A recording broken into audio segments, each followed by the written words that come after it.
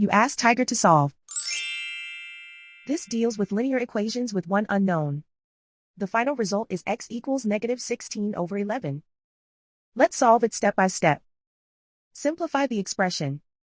Expand the parentheses. Simplify the arithmetic. Multiply the coefficients.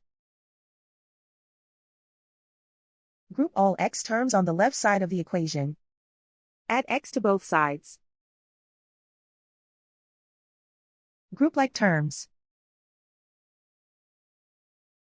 Simplify the arithmetic. Group like terms. Simplify the arithmetic.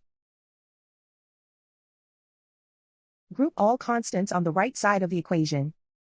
Add 2 to both sides. Simplify the arithmetic.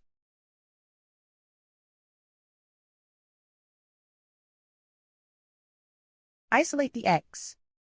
Divide both sides by -11. Cancel out the negatives. Simplify the fraction. Move the negative sign from the denominator to the numerator. And so the final result is x equals -16/11.